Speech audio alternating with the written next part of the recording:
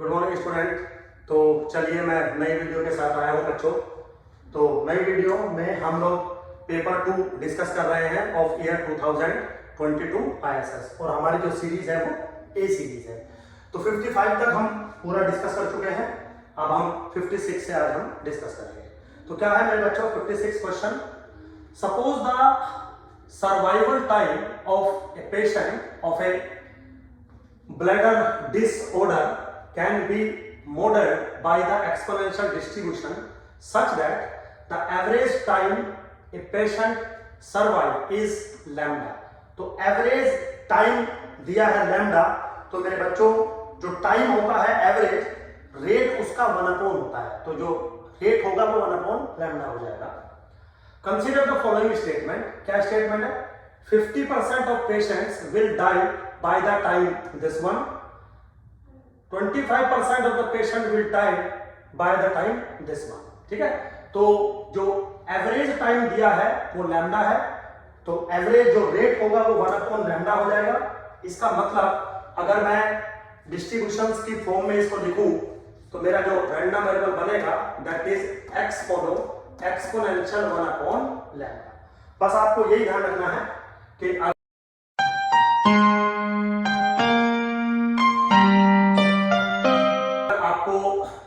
Average time दिया है ना तो लैम्डा, तो रेट अगर आप निकालोगे किस रेट से जो है टाइम लग रहा है वो आपका 1/, लैम्डा हो जाएगा। सिंपल है बिल्कुल, ये रॉकेट साइंस में है कुछ। अब जो पहला स्टेटमेंट है बच्चों, पहला स्टेटमेंट क्या है? 50% of the patients will die by the time this one, मतलब इतने टाइम तक, बाय द टाइम, इतने टाइम तक 50% जो लोग हैं वो मर जाएंगे। इसका मतलब प्रोबेबिलिटी दैट x, तो ये टाइम है डेथ का, x is less than equal to lambda times log e base 2 बराबर आना चाहिए 0.50। अगर ये ऑप्शन करेक्ट होना है तो, नहीं तो नहीं। तो हम इसको जो है कैलकुलेट करेंगे। This is very simple. This is what x goes from 0 to lambda times log e base 2 1/, lambda e to the power minus x by lambda into dx। Very simple, कोई ऐसा मेरे बच्चों इसमें कोई रॉकेट साइंस बिल्कुल नहीं है। तो चलिए जी 1/, लैम्डा मैंने बाहर कॉमन ले लिया, इंटीग्रेशन किया तो e to the power minus के x by lambda upon minus के 1/, लैम्डा, और लिमिट चली गई 0 से लेके लैम्डा log e बेस 2। ठीक है, नाउ दिस इज व्हाट, इससे ये कट जाएगा e टू द पावर, अगर मैं 0 डालूंगा तो 1, so 1 minus e to the power minus 1/, lambda into x के limit lambda into log e base 2। ठीक है बेटा, सिंपल इंटीग्रेशन है, ये आप खुद भी कर सकते हो, इसमें मेरी कोई इतनी नीड नहीं है आपको। तो लैम्डा से lambda cancel out, 1 minus e to the power minus के log e base 2, this is 1 minus e to the power log e base 1/2। आप समझ गए होंगे, पावर पॉजिटिव रखनी है तो log से e कैंसिल आउट हो जाएगा, 1 माइनस 1/2 विच इज व्हाट 1/2, यानी कि 0.50। तो बिल्कुल जो पहला स्टेटमेंट है वो करेक्ट है कि भाई जो 50% लोग हैं वो डाई हो जाएंगे up to time this one.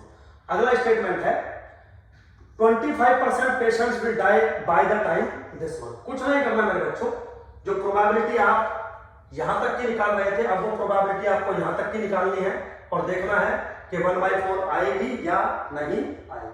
ठीक है, तो सेकंड वाले पे अगर हम थोड़ा सा वर्क करें, सेकंड वाले क्वेश्चन पे, सेकंड वाले पार्ट पे, तो probability that x is less than equal to lambda times log e base 4/3 मुझे कैलकुलेट करना है और लेके आना है 1/4, अगर ये सही है तो। Now this is x is equal to 0 lambda times log e base 4/3 into 1/, lambda into e to the power minus के x by lambda dx। Solve करिएगा, सोल्व करोगे तो 1/, lambda e to the power minus x upon lambda upon minus के 1/, lambda 0 lambda log e base 4/3। Simple है बिल्कुल, इससे ये cancel out हो जाएगा। Again by same rule 1 minus e to the power minus के 1/, lambda into lambda times log e base 4/3। Again मेरे बच्चों इससे ये कट जाएगा, माइनस यहां लेके जाऊंगा तो 3/4 आ जाएगा, तो 1 माइनस 3/4 आ जाएगा विच इज व्हाट 1/4। 4, ठीक है। तो 25% है, बिल्कुल करेक्ट है। तो दोनों स्टेटमेंट मेरे बच्चों करेक्ट है, इसका मतलब C option is the correct option. तो सिंपल था, कोई ऐसा रॉकेट साइंस नहीं थी क्वेश्चन में, टफ नहीं था। बस आपको ये पता होना चाहिए कि ये जो एवरेज टाइम जो दिया है लैम्डा, इससे आप रेट कैसे निकालेंगे, बस वो जरूरी था यहाँ पे, बाकी सब चीजें सिंपल थी। चलिए 57 क्वेश्चन है मेरे बच्चों। क्या कहना है, consider the following statement with regard the maximum likelihood estimator. MLA के बारे में कुछ दिया गया है। It may not be unbiased, it may not be unbiased, बिल्कुल करेक्ट है, क्योंकि मे नॉट दिया है। मे नॉट मतलब हो सकता है अनबायस ना हो सकता है अनबायस हो, तो मे नॉट मतलब ट्रू है ये स्टेटमेंट, बिल्कुल पॉसिबल है ऐसा। दूसरा, it may not in general be unique, yes बिल्कुल ठीक है, जो मे नॉट दिया तो मतलब पॉसिबिलिटी है। फिर क्या कह रहा है, it leads to a consistent estimate which has asymptotically normal distribution under some condition, बिल्कुल ठीक है। under regularity conditions MLE is always consistent, और जो कंसिस्टेंट एस्टिमेटर बनता है by CLT as n tends to infinity, वो नॉर्मल को follow करता है with the corresponding mean and with the corresponding variance। Very simple है मेरे बच्चों। तो जो तीनों स्टेटमेंट ट्रू है, that's why D option is the correct option, क्योंकि तीनों स्टेटमेंट मेरे ट्रू है। चलिए आगे चलते हैं बच्चों, सिंपल है। अगला क्या है, for independent Poisson random variables with parameter lambda which of the following is sufficient statistics. बच्चों बहुत आसान है, कराने का भी मूड नहीं है। देखिए जो px है डेंसिटी फंक्शन पॉइजन है, तो e to the power minus lambda, lambda to the power x upon x factorial दे दिया। क्योंकि रेगुलरिटी कंडीशन सेटिस्फाई है तो फैक्टराइजेशन थ्योरम एप्लीकेबल है। लाइक्लीहुड फंक्शन बनाया e to the power minus n lambda into lambda to the power summation xi divided by product of xi factorial.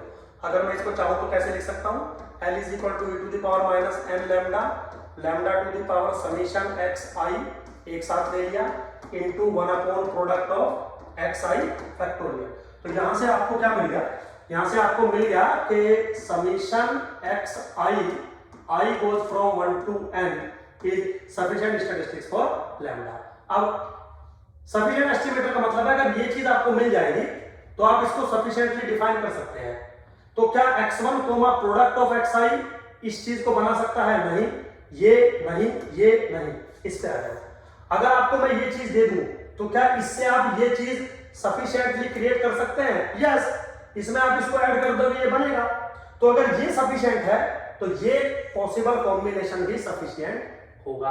तो मेरे बच्चों सफिशिएंट स्टैटिस्टिक्स को हम बहुत अच्छे से बच्चों पढ़ाते हैं क्लास में, एक भी क्वेश्चन छूट ही नहीं सकता है, स्पेशली एमएलई का और सफिशिएंसी का। और आप देखते हैं पेपर में कम से कम 7 से 8 क्वेश्चन सफिशिएंसी और एमएलई के आए हुए हैं, लेकिन ये कॉन्सेप्ट होते हैं जो क्लास में चलते हैं।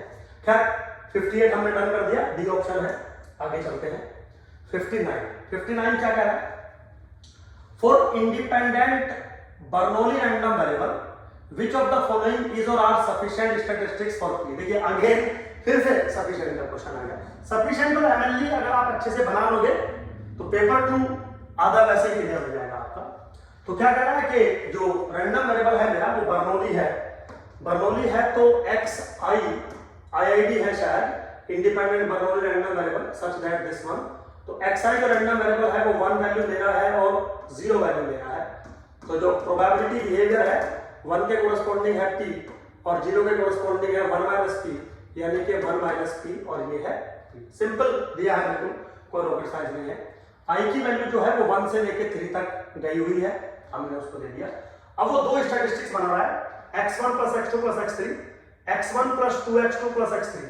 सेलेक्ट द करेक्ट ऑप्शन, इनमें से कौन कौन सा सफिशिएंट स्टैटिस्टिक्स है।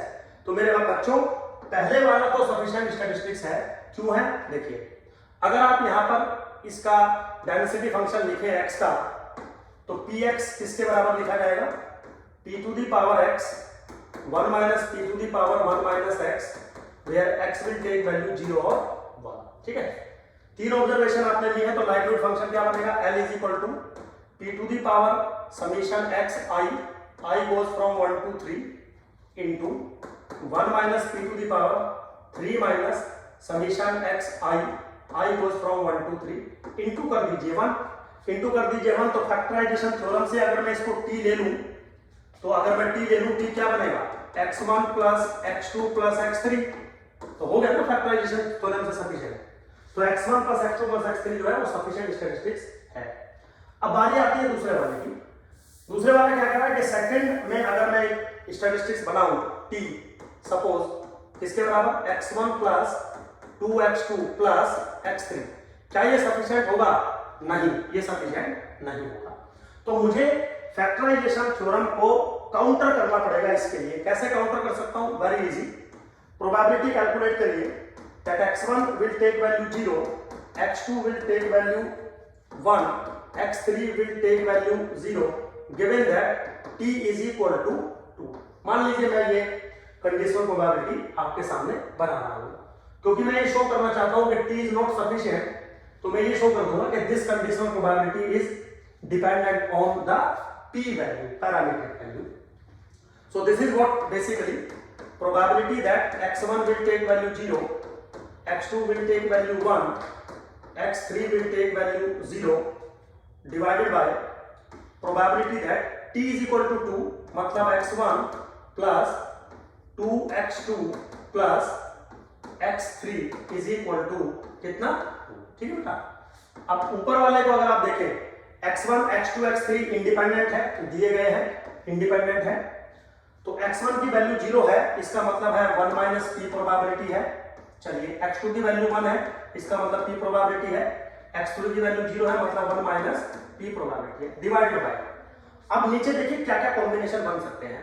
नीचे कॉम्बिनेशन बनाने पड़ेंगे। प्रोबेबिलिटी दैट x1 की वैल्यू 0 हो सकती है, x2 की वैल्यू मेरे बच्चों 1 हो सकती है, x3 की वैल्यू 0 हो सकती है। पहला कॉम्बिनेशन तो ये बन सकता है। सेकंड कॉम्बिनेशन क्या बन सकता है? सेकंड कॉम्बिनेशन बिल्कुल इजी है। x1 की वैल्यू 1 बन जाए, x2 की वैल्यू 0 बन जाए, x3 की वैल्यू 1 बन जाए, तो भी तो t की वैल्यू 2 के बराबर ही बनेगी ना। अब चेक कर लीजिए आराम से, कोई ऐसा रॉकेट साइंस नहीं। क्या और कोई कॉम्बिनेशन बन सकता है ऐसा? और कोई कॉम्बिनेशन मुझे ऐसा दिखाई नहीं दे रहा है जो बने, तो यहीं पे हम अपनी बात को रोक देते हैं। तो ये जो प्रोबेबिलिटी आई, चलिए थोड़ा सा मैं इसको ऊपर ले लेता हूं। ठीक है बेटा। तो ये जो चीज हमने डिस्कस करी अभी आपके सामने, this is equal to what? p times 1 minus p का होल स्क्वायर डिवाइडेड बाय। इसको अगर आप सोल्व करेंगे तो बिल्कुल सेम आएगा क्योंकि ऊपर वाला ही पार्ट लिखा है ये, प्लस ये चीज इसमें एक्स्ट्रा आएगी। ये क्या है? p into 1 minus p into p। ठीक है बेटा। आप अगर इसको सोल्व करेंगे तो p 1 माइनस p का whole square divided by p common आ गया, 1 माइनस p कॉमन आ गया, ब्रैकेट 1 माइनस p और प्लस के p, तो ये कैंसिल आउट हो गया। कितना बचा मेरे बच्चों? ऊपर बचा 1 माइनस p। आप कैलकुलेशन एक बार जो है चेक कर सकते हैं। तो जो कंडीशनल डिस्ट्रीब्यूशन आया with respect to given t, वो डिपेंडेंट ऑन द पैरामीटर है। दैट्स व्हाई जो आपने t लिया था वो सफिशिएंट स्टैटिस्टिक्स नहीं हो सकता। ठीक है मेरे बच्चों। तो this is sufficient, this is sufficient, this one, but this is not sufficient. तो only first one is the correct option. तो option number A is the correct option. ठीक है बेटा। सफिशिएंसी पे ऐसे क्वेश्चन 3-4 आ चुके हैं इसी पेपर में। मैंने बोल दिया कि अगर आपको इन्फ्रेंस में या पेपर 2 में नंबर लाने हैं तो एमएलई और सफिशिएंसी आपकी सॉलिड होनी चाहिए। चलिए अगला क्वेश्चन है क्वेश्चन नंबर 60। क्या कह रहा है? Let x follow the normal random variable, normal mu comma sigma square, where mu is known, mu की वैल्यू known है. If a confidence interval for sigma square is to be determined, then an appropriate pivot is what? Pivot मतलब appropriate statistics क्या बनेगा? बच्चों ये सब चीजें एक छोटे से बच्चे को भी पता होती है। अगर आपको सिग्मा स्क्वायर का टेस्टिंग करना है तो काई स्क्वायर स्टैटिस्टिक्स बनता है, और अगर म्यू की वैल्यू नोन है तो काई स्क्वायर स्टैटिस्टिक्स ऐसे ही बनता है। I goes from 1 to n X I minus mu का whole square upon sigma square. That's it. कुछ नहीं करना था आपको, वेरी सिंपल। अगर म्यू की वैल्यू अननोन होती तो एक बार को हम इस पे सोच सकते थे, बट म्यू की वैल्यू अगर नोन है तो B option is the correct option. ठीक है, सिंपल था बच्चों, सफिशिएंसी वाला ही थोड़ा सा ट्रिकी था, बट वो भी उतना ट्रिकी नहीं है। चलिए फिर, होप सो मैं आपको अच्छे से समझा पा रहा हूँ बच्चों। Thank you very much.